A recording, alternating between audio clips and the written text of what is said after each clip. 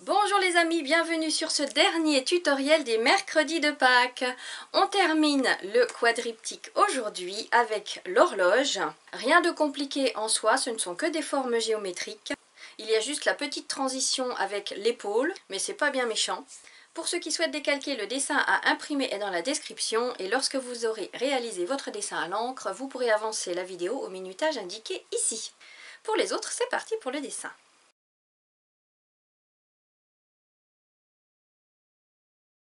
Nous avons donc nos trois parties précédentes et maintenant nous allons tracer notre horloge qui est là, n'est-ce pas? Alors attention, l'horloge elle va toucher la cuisse, c'est-à-dire qu'elle va toucher votre ligne, d'accord? Donc préparez une quatrième feuille, hein, j'ai oublié de vous le dire, de 10 par 14 comme d'habitude, plus la marge tout autour. Et notre horloge, elle fait 8 cm de large. Alors si elle fait un peu plus ou un peu moins, c'est pas grave. Le principal, c'est qu'elle touche le bas et qu'ici, elle soit à 2-3 mm du bord, de la ligne de droite. Donc je vous invite à préparer. Moi, je vais prendre un compas. Vous pouvez prendre un verre de 8 cm de diamètre. Moi, je prends un compas, donc je mesure 4 cm. Et je vais faire en sorte que ça touche le bas. Et puis qu'à droite, à vue de l'œil, à vue de l'œil, les amis, que ça soit à 2-3 mm. Donc à peu près ici. Bim. Voilà, ça va faire ça. Ah bah j'ai perdu mon centre. Oh là là là là. Hop. Voilà, donc je vous invite à faire de même. Hein. Donc je fais un cercle et un second à peu près à 5 mm à l'intérieur. Entre 5 et 7 mm à l'intérieur. Voilà. Repérez bien le centre. Je fais un petit point et je repère bien comme ça. À vous. Maintenant, pour la jonction, je vous invite à poser la carte du bas bien comme il faut sur la ligne. Hop. Et à monter le corps de l'oiseau, le corps du lapin, comme ceci. Et à finir le bras dans la continuité ici de la petite bande blanche qu'on avait faite là. Le bras va venir comme ça. Et là, il vient là. Alors peut-être qu'il est un peu trop maigre, on va l'épaissir un peu. Moi, je l'épaissis un petit peu, comme ça. Voilà. Donc vous regardez, après vous regardez que ce soit cohérent, que ça vous plaise. Hein. Alors si vous voulez des repères, que je vous dise ici, par rapport au bord inférieur, c'est à 1,3 cm que je l'ai fait. Et puis là, bah, la continuité tout simplement de mon dessin du bas. Hein. Voilà. Ce qui fait que mon bras, il fait 1,5 cm d'épaisseur. Voilà, à vous. Alors maintenant, il va me manquer un petit bout de jambe, puisque la cuisse, je ne l'ai pas faite en entier, donc je vais la poursuivre là, comme ça, et puis je vais la descendre là, comme ça. Puisque on avait fait le petit bout qui était là la dernière fois, vous vous souvenez? Donc ça fait faire juste un petit dôme, comme ça. Voilà, je vous montre ce que ça donne. À vous. Alors, je vous invite à pencher votre feuille de sorte à ce qu'en mettant une règle au coin, elle soit toute droite, verticale. Et vous la faites passer par le centre de l'horloge. À vous. Et vous tracez la perpendiculaire. Ça va être nos axes pour nos chiffres qui vont nous aider, nous servir de repère. Donc à vous. On continue notre axe au-dessus pour le bouton poussoir. Une parenthèse qu'on ferme, une parenthèse qu'on ouvre. Un ovale. Un petit dôme. Et un anneau. Là. Et là. Et au bord de l'anneau, une encoche comme ça, une encoche comme ça. Mais là-dessus, on repassera bien à l'encre, on fera attention tout à l'heure. À vous. La main du lapin va être là, comme ceci. On redescend 1, 2, 3 et 4. Alors, je vous donne les côtes. En largeur, j'ai fait 1,5 cm et le doigt le plus grand va jusqu'à 1,5 cm également. À vous. Donc là, c'est pareil. Positionnez votre carte à côté des autres pour voir si c'est cohérent, si ça paraît logique que la main arrive ici. Et est-ce qu'elle paraît cohérente au point de vue taille par rapport à celle-ci. D'accord? À vous. On positionne nos chiffres. Comme d'habitude, notre 12, notre 3 avec la barre du centre sur l'axe, le 6 et le 9. Et les autres chiffres, 1, 2, 4, 5, 7, 8, 10 et 11. À vous. Au centre, un petit cercle, un plus grand cercle tout autour, avec une vis. À vous. Alors là, je vous mets le prototype directement à côté parce que je vais faire directement au normographe. C'est pas compliqué pour faire les trous qui sont dans la montre. Alors ce trou là, c'est le trou numéro 20. Pour ceux qui n'ont pas de normographe, il fait 2 cm de large. Donc il est dans le quart inférieur.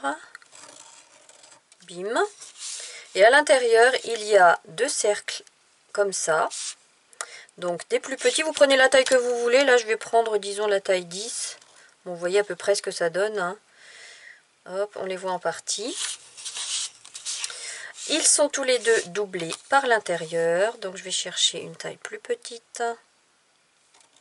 Hop.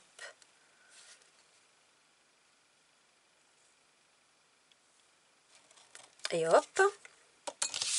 Et après, on a une forme comme ça, qui revient comme ça, qui repart comme ça, avec une vis ici. À vous. Et pareil de l'autre côté. Comme ça et comme ça, avec une vis ici. À vous. Au centre de celui-ci, un petit cercle, bim, bim, doublé, bim, bim, doublé. À vous. Et ici, j'avais rien fait. Pareil de l'autre côté, je reprends le 20, je fais un trou, attention, qui passe ici derrière les doigts. À vous. Et à l'intérieur, un gros cercle, un petit cercle. Pour le gros, je vais prendre le 17. Ceux qui n'ont pas de normographe, vous faites comme vous voulez. Vous prenez, pensez au bouchon de colle. Hein. J'avais fait une liste dans la rubrique trucs et astuces de tout ce qu'on pouvait trouver dans la maison pour faire des ronds parfaits. Pensez à aller la regarder. Ce cercle est doublé. Et puis un tout petit de l'autre côté. Hop. Et il est doublé également.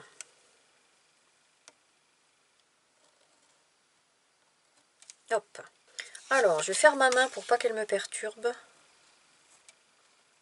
Donc, je vous invite à faire de même. Hein. Donc là, mon 10, eh ben, on le verra qu'en partie, hein, bien sûr. Alors, au milieu de ce grand rond, il y a le rond du milieu. Et puis, on va faire un S. Comme ça. Et puis, on va en faire un comme ça. Et puis, un comme ça. Vous faites comme vous pouvez. Hein. À vous. Ici, un rond avec plein de rayons. À vous. Et tout ce qui est dans les espaces entre, c'est des hachures.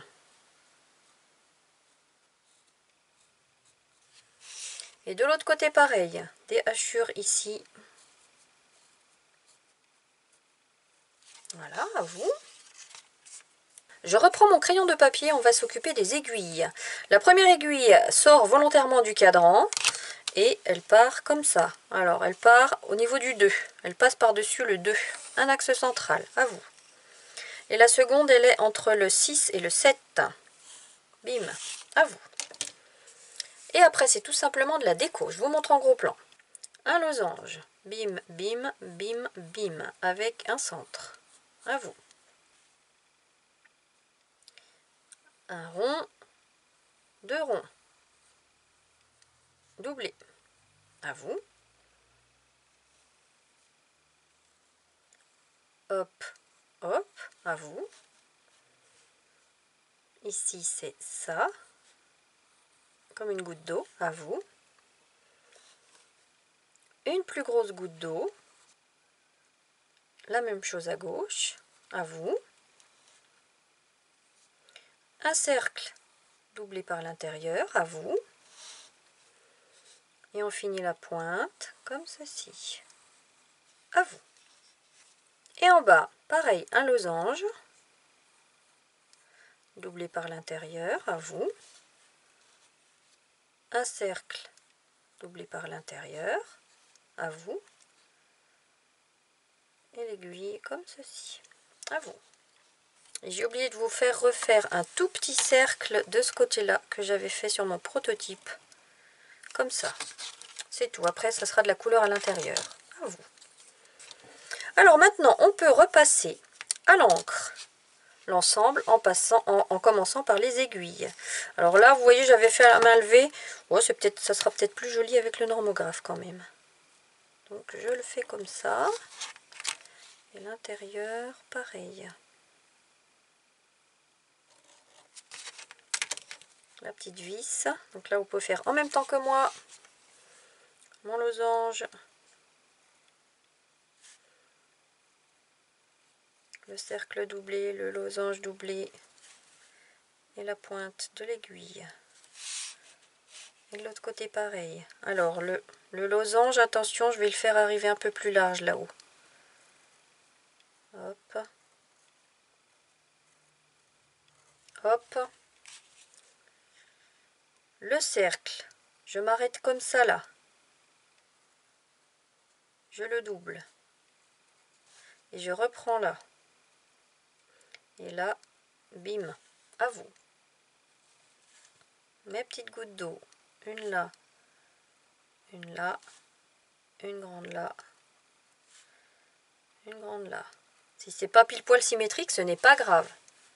Un cercle, doublé, et ma pointe d'aiguille. À vous. Alors maintenant, je vais repasser à main levée mes deux cercles du cadran. Donc pensez à tourner votre feuille. Moi, je le fais toujours parce que ça me rassure. Et pensez à bien poser votre paume et à passer derrière la main. Attention.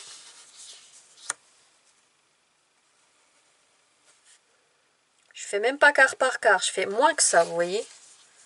Hop.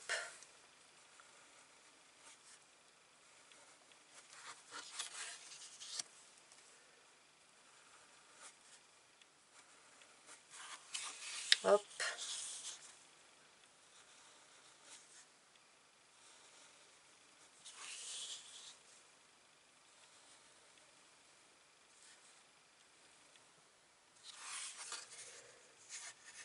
Voilà. Et ensuite, le bouton pressoir. Hop. Alors, pour le vol dont je vous parlais tout à l'heure, attention, ici, il y a les deux petites encoches où arrive l'anneau. Hop, hop, des petites stries. Petit bouton avec des petites stries aussi. Et notre anneau.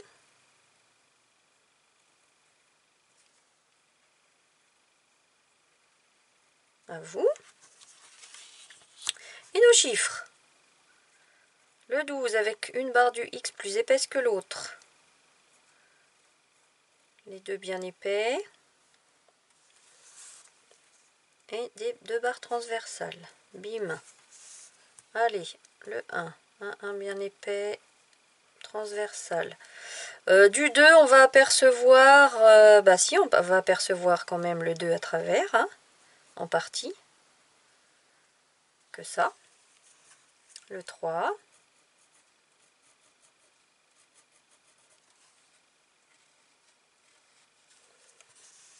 Le 4. Avec une barre du 5 plus épaisse que l'autre. Le 5, pareil. Le 6, pareil.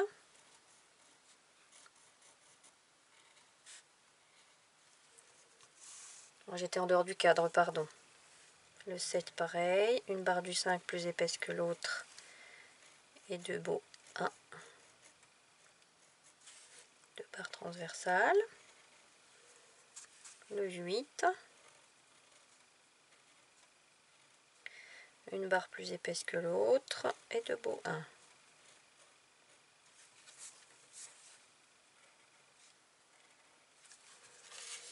Le 9.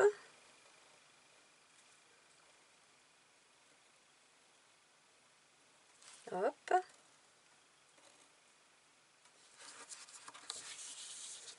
Le 10. Un peu coupé, il commence à être coupé, le 10, hein, puisqu'il arrive dans le trou. Le 11, on voit que le dessus du 10 et puis une partie du 1. Et la barre transversale, voilà. On n'oublie pas de faire le bras du lapin ici et là. Et on va rechercher la partie qui lui correspond à droite pour continuer ici la petite partie avec les S. Voilà, donc je vous invite à positionner vos illustrations d'avant. Bon, moi voilà, il se trouve que le S ici, je vais le continuer comme ça. Si c'est pas pile poil correspondant, ce n'est pas grave du tout. À vous. Alors maintenant, il ne nous manque plus que la petite déco sur le cadran. Aux 4 points cardinaux, une goutte.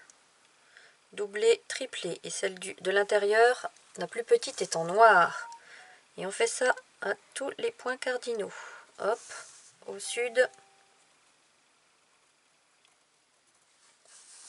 Et à l'ouest. À vous. Dans chaque quart, au centre de chaque quart, on va délimiter par 2 courbes, comme ça, à chaque fois.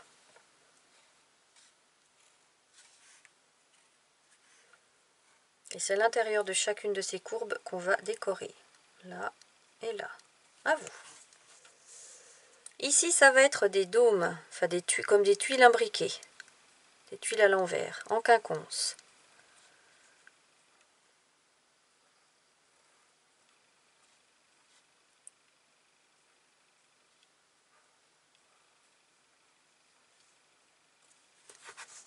Et à l'opposé, pareil.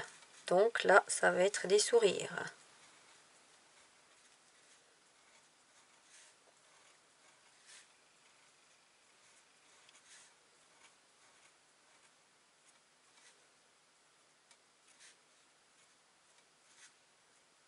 À vous. Et dans ces deux, et dans les deux autres parties, ça va être des spirales.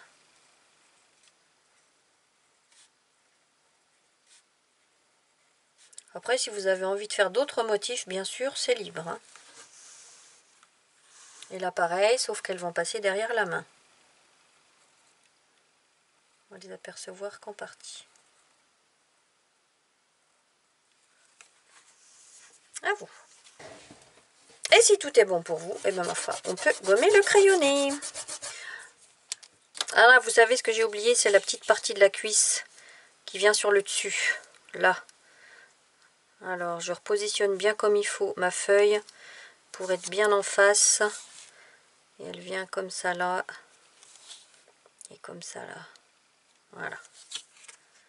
Donc, je vous invite à faire cette partie-là également. Voilà, ce dessin à l'encre est terminé. On peut maintenant passer à la mise en couleur. Bienvenue à ceux qui ont décalqué. Je vous invite à positionner vos 4 illustrations pour voir si l'ensemble est cohérent. Alors, dans un premier temps, avant de passer à la mise en couleur, on va masquer nos aiguilles parce que vous voyez sur mon prototype, les aiguilles, je les ai faites en marron foncé. Mais là, j'aimerais bien les faire en Queen Acridone Gold. Vous savez que j'adore cette couleur et j'ai envie de les faire en doré. Donc, afin que le doré reste bien doré, eh ben, on va masquer les aiguilles avec la drawing gum pour les protéger. Donc, je vous invite à faire de même. Je prends un cure-dent cette fois parce que c'est pas large du tout. Et puis, c'est parti! Voilà, j'ai terminé d'appliquer ma drawing gum et pendant que vous y êtes, faites aussi la main du lapin. Je vous laisse mettre pause pour appliquer la vôtre et on se retrouve quand l'ensemble est sec. A tout de suite. Ma drawing gum est sèche, pensez à fixer votre feuille à son support et on va s'occuper maintenant du cadran. Et il y a 3 couleurs, du jaune de Naples, du rose, White Nights, toujours le même, et notre outre-mer teinte verte de chez Winsor & Newton. Il y aura, on va dire que le pourtour de ce cadran est arrondi, ce qui fait qu'on aura une ombre portée ici. Et l'ombre portée également des aiguilles. Donc je vous invite à préparer vos 3 couleurs. Et c'est parti. Donc on mouille toute cette partie sans s'occuper des rouages qui seront dans l'ombre, donc ils peuvent prendre cette couleur-là. Oh, je ne sais pas si vous entendez mes poules. Elles sont en train de cacter dehors. Allez, jaune de Naples.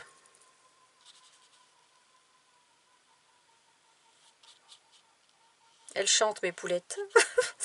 En fait, je crois qu'elles ont faim, elles viennent réclamer des graines.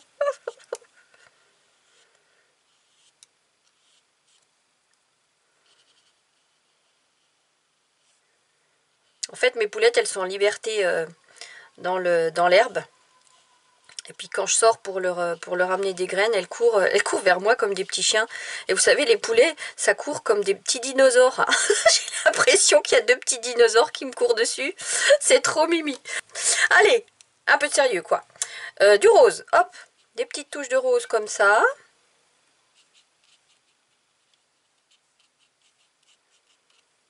Bim. Et sans rincer mon pinceau, je vais chercher mon bleu et je travaille mon ombre. Donc ombre portée.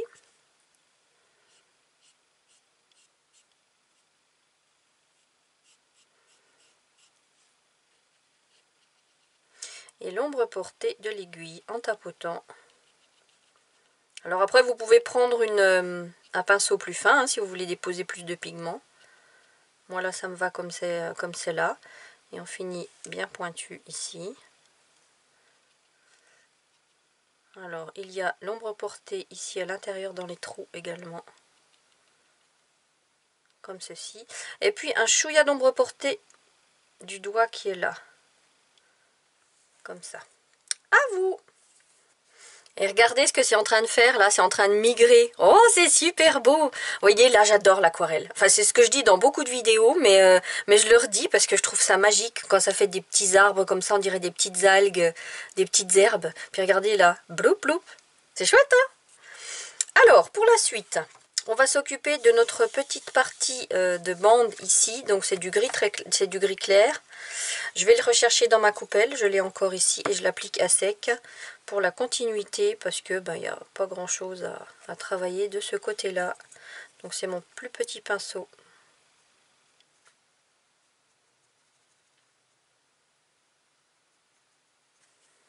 À vous.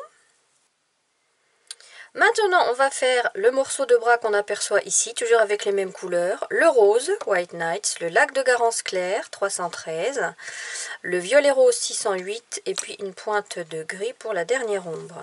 Donc je pense quand même que je vais mettre toutes ces couleurs-là. Alors je vais laisser ça à côté pour rester bien dans les tons. Donc je garde mon petit pinceau. Allez, c'est parti avec mon rose. Vous voyez comme il est intense, hein. Oh, les White Nights, c'est quand même quelque chose. Lac de Garance.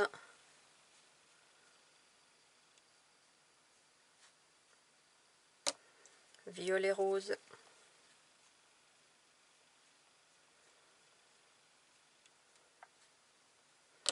Et mon gris.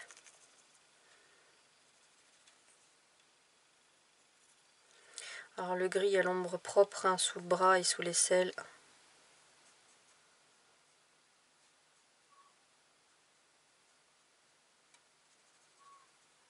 Voilà.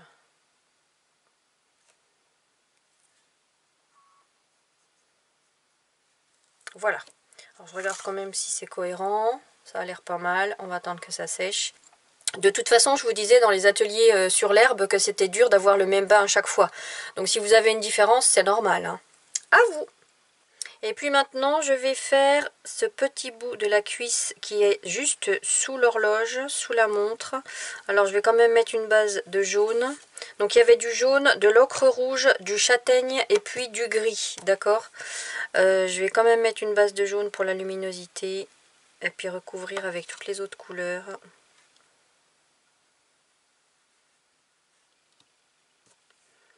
Mon châtaigne. Et le gris.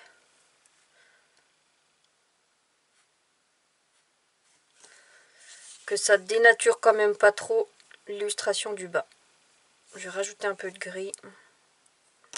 On reste un peu dans les mêmes tons, quoi, vous voyez. Ça a l'air pas mal quand même. Oui. À vous! Assurez-vous que votre aquarelle du manteau est bien sèche et du cadran aussi. Et puis on va passer au pourtour avec 3 couleurs. Notre rose, White Night, toujours le même, 322. Notre, toujours le même Outre-mer, teinte verte Windsor, 667, ainsi que du gris.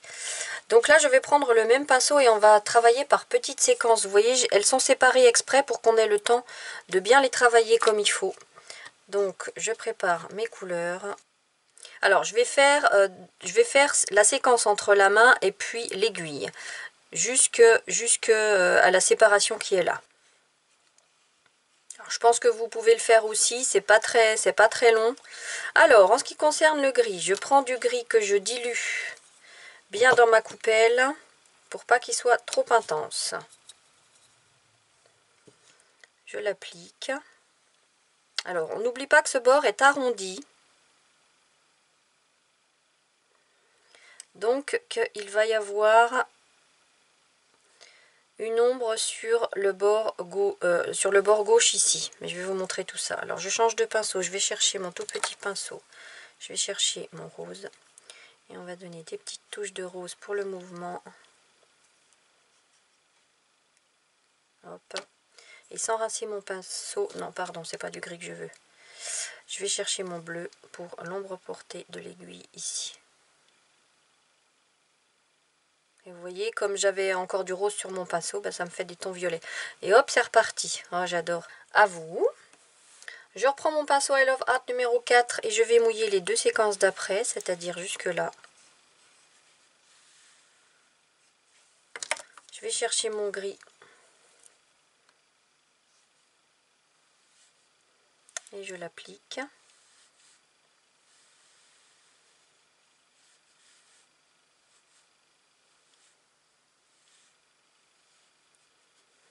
Un petit peu de rose. Vous voyez, je ne vais pas en chercher beaucoup, hein. Je rince mon pinceau et avec le bleu, je vais travailler. Comme c'est arrondi et que la lumière vient de la droite, il y a une ombre propre. Oh, il y a trop d'eau. Il y a trop d'eau. Donc j'ai un peu essuyé le bord de mon pinceau pour qu'il dépose moins d'eau. Et il y a donc, comme c'est arrondi, il y a donc l'ombre propre à gauche ici. À vous. Donc je rince mon pinceau. Je vais mouiller les 2 séquences d'après. Comme ça, on a le temps en travaillant comme ça, vous voyez. Je vais rechercher mon gris dans ma coupelle.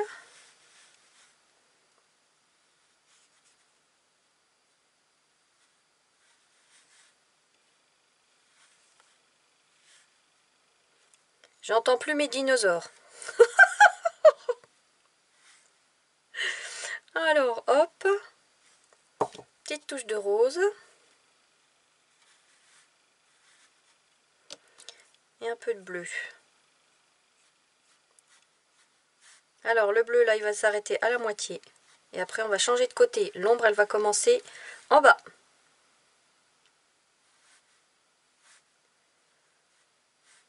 Voilà. Je reprends mon pinceau pour mouiller la dernière séquence. Hop.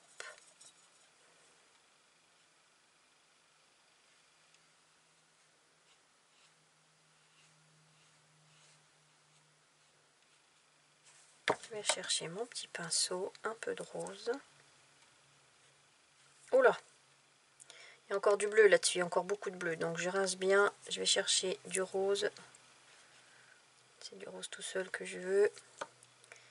Je rince bien, un peu de bleu. Et puis là, je vais continuer l'ombre portée sur la gauche. Et puis l'ombre portée sous la main. Alors vous voyez ici, ça n'a pas la même intensité que les autres. Je vais repasser un petit coup d'eau et puis rajouter un peu de rose.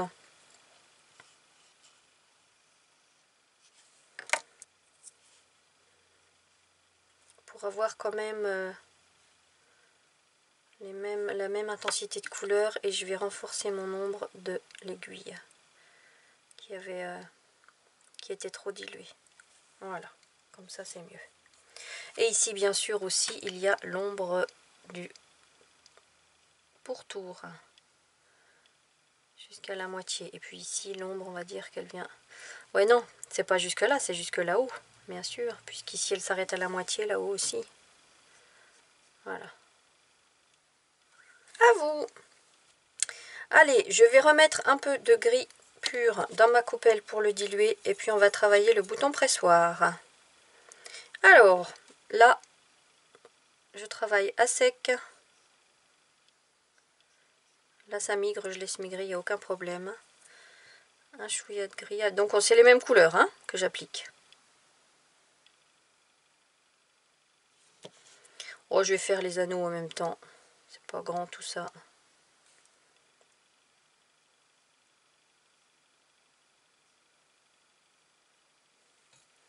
Un chouïa de rose, par-ci par-là.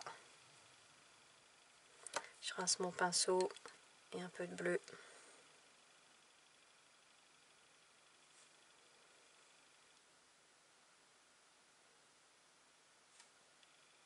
Alors, l'ombre portée sous le bouton du bouton pressoir sur le petit cône là. Enfin, la petite partie rectangulaire. L'ombre propre de cette partie rectangulaire. Et l'ombre propre de l'ovale. Ensuite, l'ombre propre du petit bouton à gauche. Et ici, on va faire une ombre propre à gauche.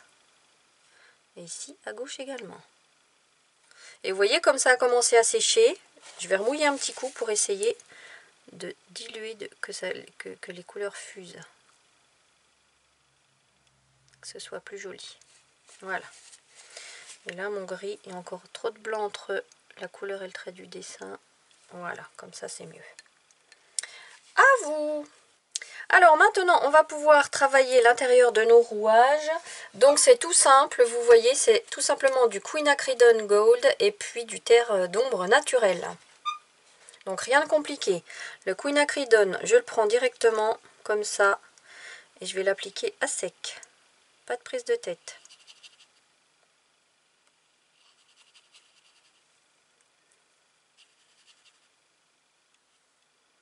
Là également. Et à droite pareil.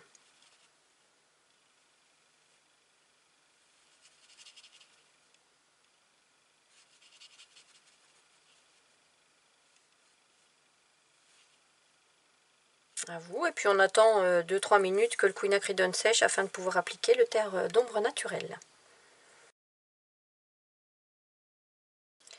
J'ai attendu un petit quart d'heure que ça sèche et je retire ma drawing gum. Je vous invite à faire de même. Alors en ce qui concerne les ombres de la main, je vais mouiller toute la main et puis on va juste travailler avec un gris léger, des petites ombres sur le bas ici et sur le bas de chaque doigt. Des ombres propres, comme ceci. Et puis un chouïa sur la gauche puisque la lumière vient de la droite. On va pas mettre plus de nuances que ça. À vous. Ah, revoilà mes dinosaures. Je ne sais pas si vous les entendez.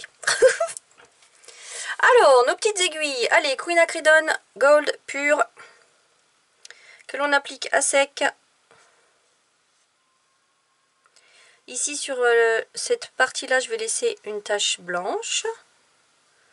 Et tout le reste, ça va être rempli. Donc ça va être une première couche, ce que je fais ici. Vous pouvez faire en même temps que moi, il n'y a absolument rien de compliqué. Alors vous savez que le quinacridone, c'est la seule couleur quand on applique avec plus ou moins de pigments qui change de ton. Ici, quand on applique plus de pigments, elle devient marron, vous voyez. Donc j'en profite pour travailler une ombre marron sur la gauche. Et puis après, je vais voir comment ça se dépose. Quitte à peut-être refaire une petite ombre en terre d'ombre naturelle après. Je vais voir. Donc en attendant, c'est du remplissage.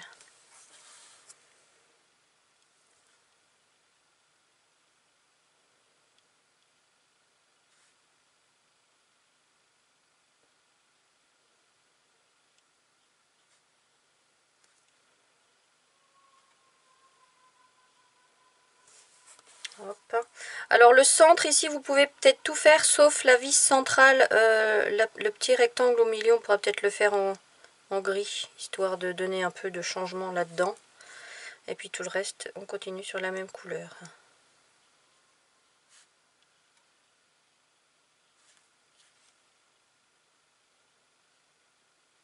Voilà. Et là, je vais rechercher encore plus de pigments à fond pour travailler quelques petites ombres sur la gauche. Là, pareil sur la gauche. Ici également. Vraiment histoire de donner des mouvements, hein. Voilà. Alors, ça rend déjà pas mal. Je vais prendre mon terre d'ombre naturel. Et puis essayer d'accentuer quelques petites ombres. Donc ici sur le dessus. À gauche. Là à gauche également. Toutes les parties gauches en fait. Les gauches de chaque goutte là. Ici à gauche. À gauche de chaque petit cercle. Alors là, ici et là. Là à gauche du losange. À gauche de la vis centrale. Tiens, puis la vis centrale, je vais la faire en marron, je vais pas la faire en gris. Hop. Je vais rechercher un peu de matière. À gauche ici. À gauche là. Et à gauche là. Voilà, ça me semble pas mal. Alors maintenant, on va, avec le terre d'ombre naturel, remplir toutes les parties que l'on a hachurées dans les rouages. Donc pareil, à sec.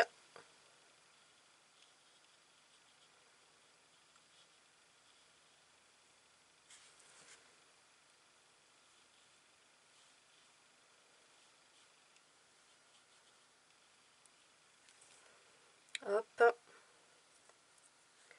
Ici également. Voilà, j'ai terminé mon terre d'ombre naturel. Je vous laisse mettre pause pour faire le vôtre. Alors vous voyez, je trouve quand même que dans l'ensemble c'est assez terne. J'ai envie de rajouter une couche de Quinacridone Gold sur l'ensemble. Ça sera plus joli, ça sera plus lumineux. Donc je repasse tout par-dessus. Je remouille un petit coup la pointe de mon pinceau. Et là pareil. Ouais, c'est quand même plus joli. Et là pareil, et vous allez voir, je vais travailler une ombre sur le quinacridone qui n'est pas encore sec, ce qui fait qu'elle va être un petit peu diffuse. Voilà. À vous. Alors, cette séquence est terminée. On peut maintenant découper le long des marges. Et voilà les amis, cet ensemble est terminé. Voilà, j'espère que ces mercredis de Pâques vous ont plu. J'ai hâte de voir ce que vous allez faire de ce quadriptyque, comment vous allez les agencer et les décorer. Prenez bien soin de vous. Je vous dis à très bientôt.